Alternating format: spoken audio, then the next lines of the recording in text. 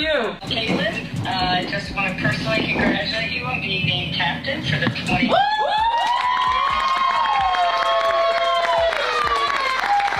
The better part of 2 years, maybe even 3 years, the mainstream media has been trying to convince us that Angel Reese is a huge star. Whoever came up with the me bounce thing, y'all ate that up. Because rebounds, me bounce, creep bounce, key bounce, T bounce, read it. Anything that comes off that board, it's mine. it's mine. And a brand, that's 6 figures right there. Whoever came up with that, the trolling, I love when y'all do it, because like the ideas be good. Like when y'all have to alter my face and shit, because I'm cute. All right, whatever. Like that doesn't get me. But like when y'all came up with me bounds, because statistically, all the rebounds that I get aren't always just mine. They're like the defenses too, or somebody else's on my team. But when y'all came up with me bounds, y'all ate one thing.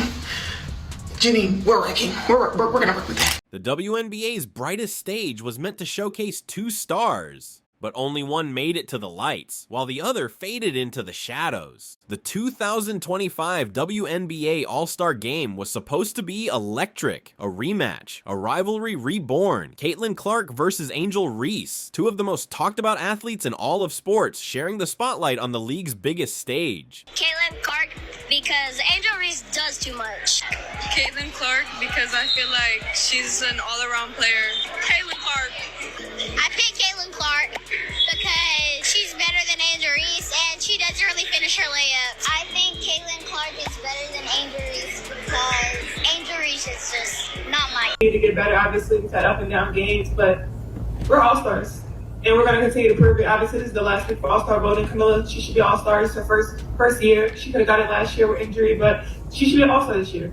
I think we've had up and down games, obviously, but being consistent and coming out every night. I mean, obviously, you don't put up 27 on nothing, like, against anybody. She's been consistent. Obviously, she's going away, but that doesn't take away what she's done. So, her, me, Ariel, I know we belong to All-Star. But when the fan votes were counted and the dust settled, it wasn't a rivalry, it was a reckoning. Reese didn't just lose the vote, she vanished from it. While Caitlin Clark shattered the fan vote record with a staggering 1.29 million clicks, Reese barely registered a pulse. Just 173,363 votes and a cold 13th place finish. For a player once hailed as the face of women's basketball, this wasn't just a snub, it was a message. Angel Reese, I'm sorry, ma'am. What makes you think that you deserve to be in the top 10 in the whole WNBA in voting? Don't you know you got to compete with Plum, Collier, Breanna Stewart, Sabrina Ionescu, who else? Caitlin Clark, who is ranked 4th in the WNBA. She's ranked 4th. You are ranked 25th. Loud, sharp, and undeniable. Fame isn't enough. Let's be clear, this isn't a popularity contest gone wrong. It's a referendum on basketball itself. Clark, even with missed games, continues to put up numbers that bend the record books. 18.2 points, 8.9 assists, 5 rebounds per game, while dragging her team into contention with sheer force of will. Meanwhile, Reese's sophomore slump has gone from a dip to a nosedive. Her stats are down across the board. Her impact is shrinking. Her efficiency is in the gutter. And her me-bounds, those padded rebounds from missed shots, have gone from a quirky stat to a running joke. Even Angel herself tried to own the meme, trademarking me-bounds for future merch. But you don't get credit for turning your weaknesses into t-shirts. You fix them, or you fall. This season, Angel Reese fell. Her turnovers nearly doubled. Her field goal percentage plummeted to 39.1%. The Sky are 5-11, and even her coaching staff, desperate to make her work, has tried everything. Moving her around the floor, forcing a point-forward role, even encouraging her to shoot threes. But you can't force stardom. And right now, Angel Reese looks more lost than ever. So lads, Caitlin Clark led the WNBA in All-Star voting. Obviously led the WNBA in All-Star voting. Like, I don't think anyone is shocked by that. If somebody is surprised by Caitlin Clark leading the WNBA in All-Star voting, you've been living under a rock. It's obvious. She was always going to lead.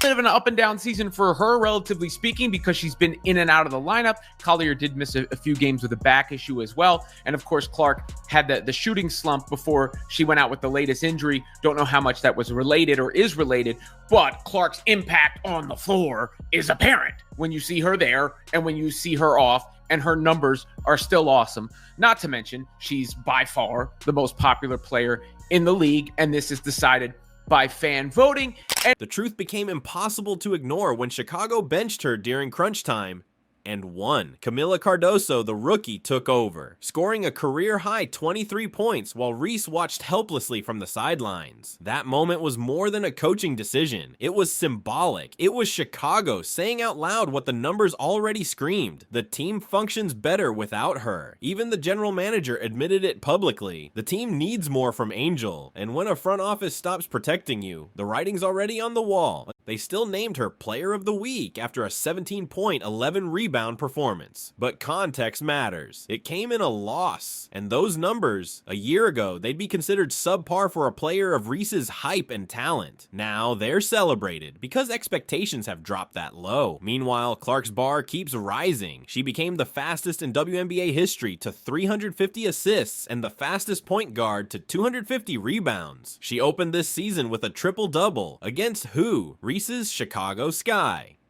So Angel Reese came out and had a 12 rebound, 4 point, 2 assist game in the absence of Caitlin Clark tonight. Angel, they're not coming for you. They're coming to watch the prodigal son or daughter, Caitlin Clark. Because to be 6'3", she should be more dominant than what she is. Clearly, she don't be in the gym enough, because she should be stronger than what she is. They be handling Angel Reese, and she want to be crying and talking about they ain't passing her the ball. I wonder why they not passing you the ball, because you're not good enough. And then the Chicago Sky, know what I'm saying, viewership, it only reaches like 1 point something million. But check this out. The highest was when they played against the Indiana. You know, in the past, when I said things like Angel Reese is not a good basketball player, I think I spoke too soon. At this point, I've come to realize that Angel Reese, the self-appointed most important player in the WNBA, is not a bad player.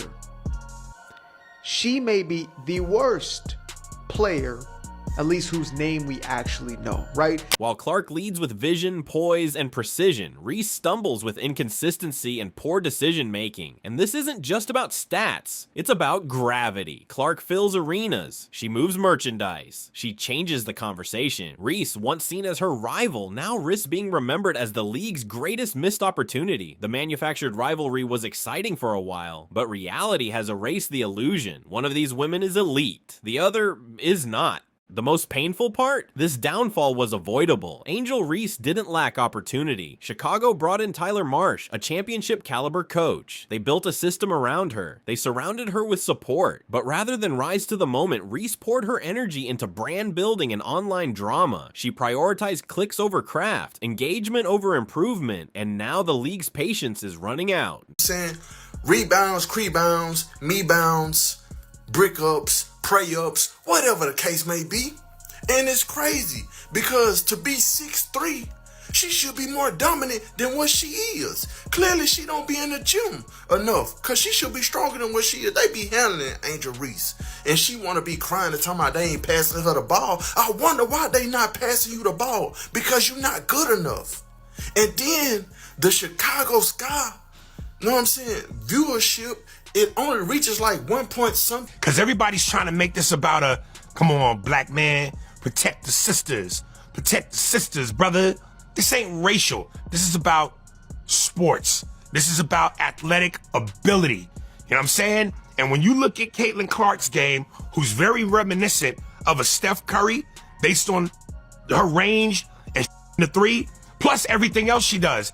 And then you look at Angel Reese, Because the WNBA isn't Instagram. It's not a place where followers replace fundamentals. You can't trademark your way out of turnovers. You can't reel in highlights to hide inefficient play. The court doesn't lie. And this season, it's exposed every flaw Reese refused to address. Coaches tried to stretch her range. She shot 30.8% from deep. They tried to make her a facilitator. Her assist to turnover ratio cratered. Every fix became another failure. Meanwhile, Kamilla Cardoso is quietly becoming everything Chicago hoped Reese would be. Smart, efficient, team first. She's not trending on Twitter, but she's helping win games. And maybe that's the difference. Clark and Cardoso are about the game. Reese has become about everything but. I ain't gonna lie, this bitch so trash. Y'all gotta understand, she gets so many rebounds because she missed the layup 50 times before even getting fouled for real. You got sports bettors making thousands and thousands of dollars on her missing her first shot. Like, how you that tall and close to the rim, you can't even make one layup game? They pay your ass way too much money for this shit. Meanwhile, Clayton Clark got this bitch playing like Steph Curry.